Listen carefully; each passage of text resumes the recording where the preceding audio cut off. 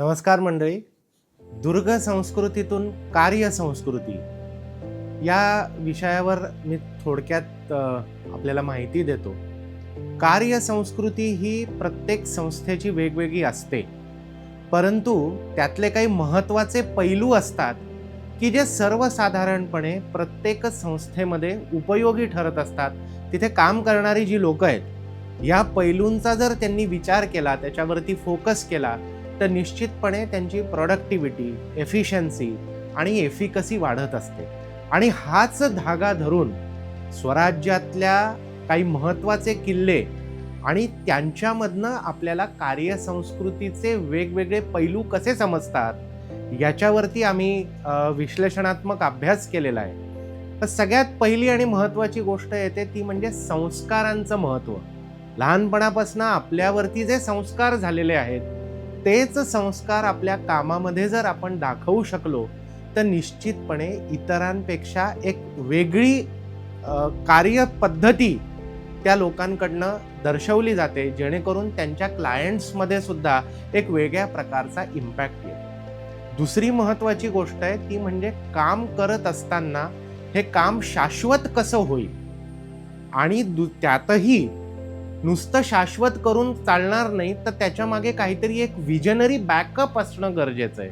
तर हा एक महत्त्वाचा मुद्दा आहे. तिसरी महत्त्वाची गोष्ट आहे ती म्हणजे आपल्यामधलं जे पोटेन्शियल आहे. बऱ्याचदा असं होतं की लोकांना त्यांच्यामधलं पोटेन्शियल माहिती नसतं. एखादं काम सांगितल्यानंतर पटकन कोणीतरी बोलून जातं की नाही बाबा हे काही मला जमणार नाही. पण आपण ते पहिल्यांदा काही करून बघण्याची तयारी जर दाखवली तर आपल्यामधलं पोटेन्शियल रेकग्निशन हा एक अत्यंत महत्त्वाचा भाग आहे. आणि काम करत असताना कुठल्याही विचारांचं रूपांतर हे कृतीत होणं अत्यंत गरजेचं आहे. कामामधलं सातत्य असेल, गुणवत्ता असेल आणि विस्तार क्षमता, तर असे वेगवेगळे जे पैलू आहेत. मग ते स्वराज्यातला जो अत्यंत महत्त्वाचा किल्ला आहे तो म्हणजे सिंधुदुर्ग किल्ला आहे, तोरणा किल्ला आहे, महाराजांचा जन्म झाला तो शिवनेरी किल्ला आहे, पुरंदर वज्रगड ही 2 किल्ल्यांची जोडी आहे, राजगड जो राजधानीचा मान मिळालेला जो पहिला किल्ला होता. तर त्या राजगडाकडनं आपल्याला काय शिकायला मिळतं, तिथे कुठल्या कुठल्या प्रकारची महाराजांनी वैशिष्ट्यपूर्ण बांधकामं केली आणि मग त्याच्यामधनं आज जरी आपल्याला कदाचित त्या प्रकारची बांधकामं करायची नसतील तरी सुद्धा त्याच्यामधनं जो प्रकट होणारा भाव आहे तो भाव आपल्याला आपल्या कामामध्ये कसा उपयोगी ठरतो. त्याचबरोबरीने रायगड किल्ला आहे. तर महाराजांनी राजगडावरनं राजधानी रायगडावरती का हलवली याची जशी अनेक कारणं आहेत, तर त्यातलं कार्यसंस्कृतीच्या निगडीत असलेलं कारण कुठलं आहे आणि मग त्या सगळ्या गोष्टी आपल्याला रायगडावरती समजतात का, कशा प्रकारे समजतात, त्याचे काही आम्ही प्रयोग करून बघितलेले आहेत. पन्हाळ्यासारखा किल्ला आहे की जिथे अत्यंत उत्कृष्ट बांधकामं केलेली आहेत महाराजांनी. मग या सगळ्या गोष्टींमधनं आपल्याला काय कळतं, लहानपणापासून आपण जे ऐकत आलेलो आहे ती सिंहगडाची यशोगाथा आहे, शौर्यगाथा आहे. तर त्यामधनं आजच्या कार्यसंस्कृतीसाठी उपयोगी अशा कोणकोणत्या गोष्टी आपल्याला घेता येतील. आपल्या आत्तापर्यंत लक्षात आलंच असेल की दुर्ग संस्कृतीतून कार्यसंस्कृती याच्यामध्ये आम्ही काही फक्त इतिहास सांगत नाही, तर तो इतिहास आपल्याला सगळ्यांना आजपर्यंत आपल्यापर्यंत पोहोचलेला असतो.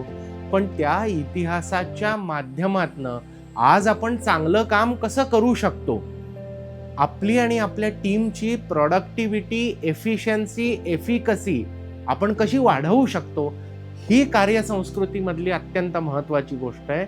आणि म्हणूनच हे जे स्वराज्यातले जे महत्त्वाचे किल्ले आहेत त्यातल्या 10 किल्ल्यांचा अभ्यास करून हे 10 किल्ले कार्यसंस्कृतीमधले कुठले 10 पैलू हायलाईट करतात आणि त्यांच्यामधलं आपापसात असलेलं नातं कसं आहे आणि ते पैलू आज आपण कसे इनकॉर्पोरेट करायचे. कारण अत्यंत महत्त्वाची गोष्ट आहे, आपल्याला फक्त ज्ञान मिळवून थांबायचं नाहीये, तर त्या ज्ञानाचं रूपांतर ज्या वेळेला आपण आपल्या कामामध्ये करतो, थोडक्यात त्या सगळ्या गोष्टी नॉलेज आपण ज्या वेळेला इम्प्लिमेंट करतो तर त्यावेळेला त्याच्यामधनं स्किल डेव्हलपमेंट सुरू होते. आणि हा स्किल्स 21व्या शतकामध्ये स्किल्स हा अत्यंत महत्त्वाचा धागा आहे. तर त्याच्यामुळे या सगळ्या नॉलेजचं रूपांतर स्किल्समध्ये करणं, त्याचबरोबरीने आपली प्रोडक्टिव्हिटी आणि एफिशियन्सी वाढवणं, आपल्या टीमची वाढवणं, हा महत्त्वाचा विषय घेऊन दुर्ग संस्कृतीतून कार्यसंस्कृती हा प्रवास असाच अखंडपणे सुरू आहे. धन्यवाद. आपल्याला जर ही संकल्पना आवडली असेल आणि आपल्याला याच्याबद्दल जर अधिक माहिती जाणून घ्यायची असेल तर आम्ही फेसबुक, इंस्टाग्राम, लिंक्डइन आणि यूट्यूबवर सुद्धा आहोत आणि जे फोन नंबर्स दिलेले आहेत तिथे तुम्ही अधिक माहितीसाठी संपर्क करू शकता. आपल्याला आपल्या टीमची प्रोडक्टिव्हिटी आणि एफिशियन्सी जर वाढवायची असेल तर निश्चितपणे स्वराज्यातले किल्ले उपयोगी ठरतात. त्याच्या माध्यमातून आपण आपली टीम कशी ग्रो करू शकतो याच्यासाठी तुम्ही आम्हाला नक्की संपर्क करा. धन्यवाद.